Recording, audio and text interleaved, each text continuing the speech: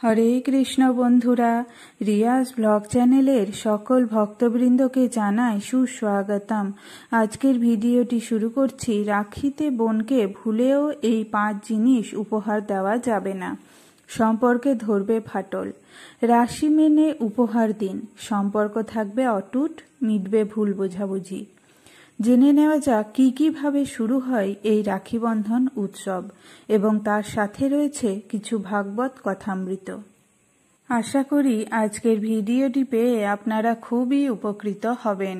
তাই সকল ভক্তবৃন্দের কাছে আমার একটাই অনুরোধ রইল, ভিডিওটি যদি ভালো লেগে থাকে তাহলে অবশ্যই চ্যানেলটি সাবস্ক্রাইব করে দেবেন, একটু সাথে ও পাশে অবশ্যই থাকবেন। আজ শনিবার 9ই আগস্ট পালিত হচ্ছে রাখিবন্ধন উৎসব। ভাই ও বোনের মধ্যে প্রীতির এই বিশেষ উৎসব আমাদের দেশে বহু যুগ ধরে চলে আসছে। ভাইয়ের নিরোগ ও দীর্ঘ জীবন কামনা করে তাদের হাতে এই দিন রাখি বা রক্ষাসূত্র বেঁধে দেন বোনেরা, আর ভাইরা দেন বোনকে সারা জীবন আগলে রাখার প্রতিশ্রুতি। তার সঙ্গে এদিন বোনের হাতে তার পছন্দসই উপহার তুলে দেওয়ারও রীতি রয়েছে। কিন্তু কি উপহার দেবেন বোনকে তা ঠিক করার আগে জেনে নিন রাখিতে বোনকে কোন কোন উপহার ভুলেও দিতে নেই। রাখিতে কোন জিনিসগুলি উপহার হিসেবে দেওয়া অশুভ বলে মনে করা হয় সেগুলো জেনে নেওয়া যাক। রাখিতে বোনকে উপহার হিসেবে জামা কাপড় দিতেই পারেন, তবে খেয়াল রাখবেন তা যেন কালো রঙের না হয়।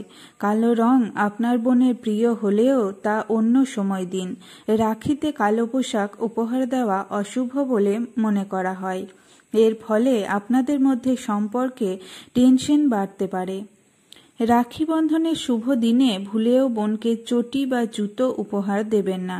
এই কাজ করলে আপনি মস্ত ভুল করবেন। এই উপহার ভাই ও বোনের মধ্যে সুন্দর সম্পর্ককে বিষিয়ে দিতে পারে। জ্যোতিষ অনুসারে রাখি বন্ধনে বোনকে মিক্সার গ্রাইন্ডার, কোনো ধারালো জিনিস, আয়না, ফটো ফ্রেম, ঘড়ি, রুমাল দেওয়া উচিত নয়।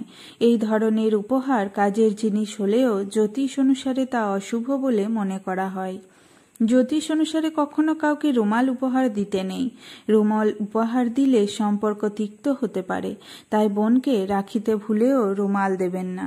রাখি বন্ধনের শুভ দিনে বোনকে এমন কোনো জিনিস দেবেন না যা শনির সঙ্গে সম্পর্কযুক্ত। বিশেষ করে এই বছর রাখি পড়েছে শনিবার, তাই লোহার তৈরি কোনো জিনিস ভুলেও বোনকে দেবেন না।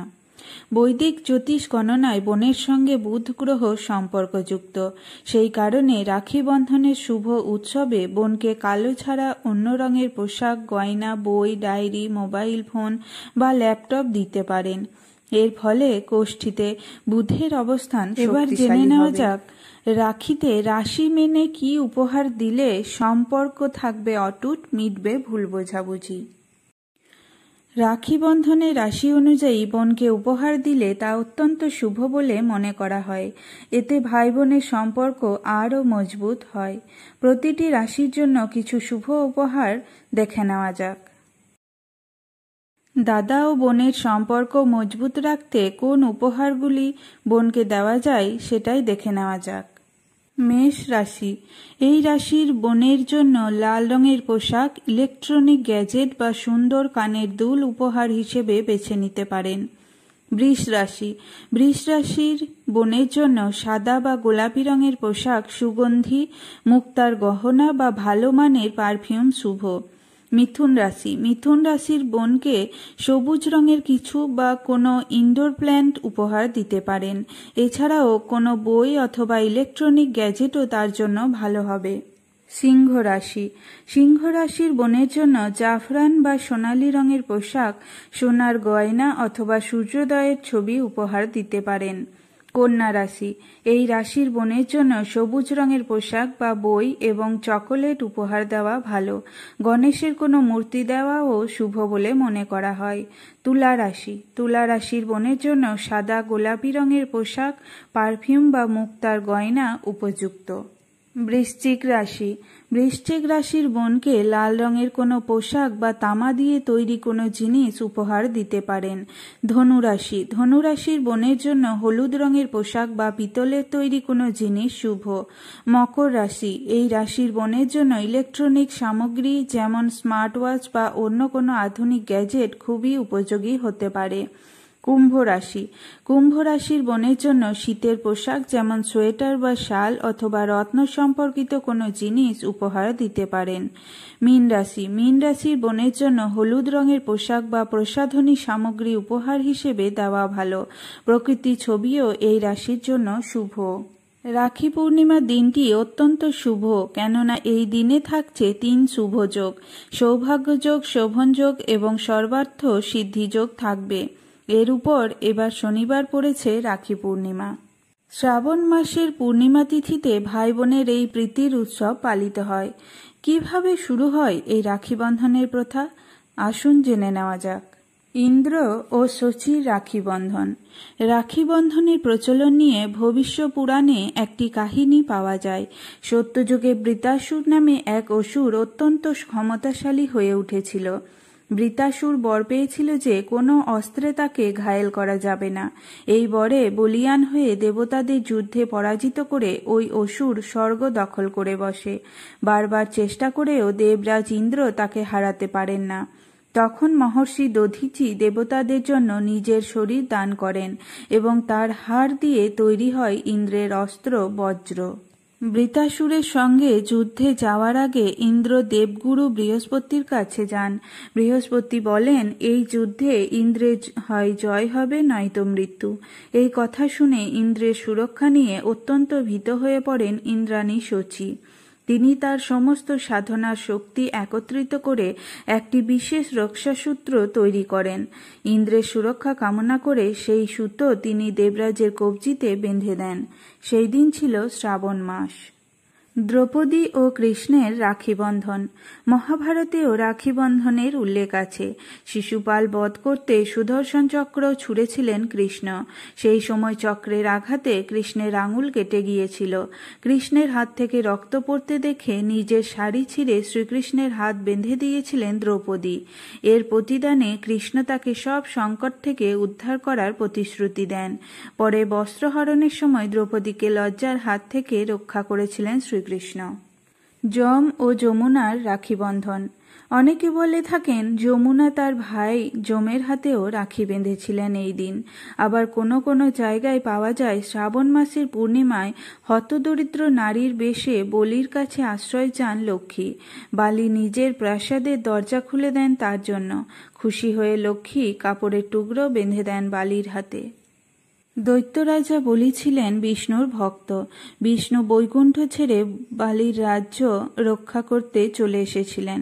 বিষ্ণুর স্ত্রী লক্ষ্মী স্বামীকে ফিরে পাওয়ার জন্য এক সাধারণ মেয়ে ছদ্মবেশে বলিরাজের কাছে আসেন।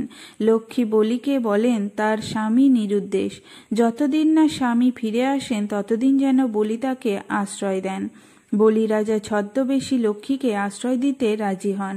শ্রাবণ পূর্ণিমা উৎসবে লক্ষ্মী বলিরাজার হাতে একটি রাখি বেঁধে দেন। বলিরাজা এর কারণ জিজ্ঞাসা করলে লক্ষ্মী আত্মপরিচয় দিয়ে সব কথা খুলে বলেন। এতে বলিরাজা মুগ্ধ হয়ে বিষ্ণুকে বৈকুণ্ঠে ফিরে যেতে অনুরোধ করেন। বলিরাজা বিষ্ণু ও লক্ষ্মীর জন্য সব ত্যাগ করেন। সেই থেকে শ্রাবণ পূর্ণিমা তিথিটি রাখি বন্ধন হিসেবে পালন করা হয়। রাখি বন্ধনের দিন গণেশের বোন গণেশের হাতে একটি রাখি বেঁধে দেন। এতে গণেশের 2 ছেলে শুভ ও লাভের হিংসে হয়। তাদের কোনো বোন ছিল না। তারা বাবার কাছে একটা বোনের বায়না ধরে। গণেশ তখন তার 2 ছেলের সন্তোষ বিধানের জন্য দিব্য আগুন থেকে একটি কন্যার জন্ম দেন। এই দেবী হলেন গণেশের মেয়ে সন্তোষী মা। সন্তোষী মা শুভ ও লাভের হাতে রাখি বেঁধে দেন। এইভাবেই শুরু হতে থাকে এই রাখি বন্ধন উৎসব। 2025 সালের এবছরের রাখি পূর্ণিমাটি পড়েছে এই 9ই আগস্ট শনিবার। পূর্ণিমা তিথিটি লাগছে 8ই আগস্ট বেলা 1:55 থেকে এবং থাকবে 9ই আগস্ট বেলা 1:39 পর্যন্ত। এবার আসা যাক ভাগবত কথামৃতে। যে সমস্ত আধ্যাত্মবাদীরা ভগবানের অচিন্ত, অব্যক্ত ও নির্বিশেষ তত্ত্ব জানবার প্রয়াসী তাদের বলা হয় জ্ঞানযোগী, এবং যারা সম্পূর্ণরূপে কৃষ্ণ ভাবনাময় হয়ে ভক্তিযুক্ত চিত্তে ভগবানের সেবা করেন তাদের বলা হয় ভক্তিযোগী। এখন এখানে জ্ঞানযোগ ও ভক্তিযোগের মধ্যে যে পার্থক্য তা স্পষ্টভাবে ব্যক্ত করা হয়েছে। জ্ঞানযোগের পন্থা যদিও পরিণামে একই লক্ষ্যে গিয়ে উপনীত হয়, তবুও তা অত্যন্ত ক্লেশ সাপেক্ষ। কিন্তু ভক্তিযোগের পন্থা সরাসরিভাবে ভগবানের সেবা করার যে পন্থা তা অত্যন্ত সহজ, এবং তা হচ্ছে দেহধারী জীবের স্বাভাবিক প্রবৃত্তি। অনাদিকাল ধরে আত্মা দেহের মধ্যে আবদ্ধ হয়ে আছে, সে যে তার দেহ নয় সেই ধারণা করাও তার পক্ষে অত্যন্ত কঠিন। তাই ভক্তিযোগী শ্রীকৃষ্ণের অর্চাবিগ্রহের অর্চনা করার পন্থা অবলম্বন করেন, কারণ তাতে একটি সবিশেষ রূপের ধারণা মনের মধ্যে বদ্ধমূল হয়। আমাদের বিশেষভাবে মনে রাখতে হবে যে মন্দিরে ভগবান শ্রীকৃষ্ণের অর্চাবিগ্রহের যে পূজা তা মূর্তি পূজা নয়। বৈদিক শাস্ত্রে সগুণ ও নির্গুণ উপাসনার উল্লেখ পাওয়া যায়। মন্দিরে ভগবানের শ্রীবিগ্রহে যে উপাসনা তা সগুণ উপাসনা, কেননা জড় গুণাবলীর দ্বারা ভগবান প্রকাশিত হয়েছেন। কিন্তু ভগবানের রূপ যদিও পাথর, কাঠ অথবা তৈলচিত্র আদি জড় গুণের দ্বারা প্রকাশিত হয়, তা প্রকৃতপক্ষে জড় নয়। সেটি হচ্ছে পরমেশ্বর ভগবানের অপ্রাকৃত তত্ত্ব। রাধে রাধে।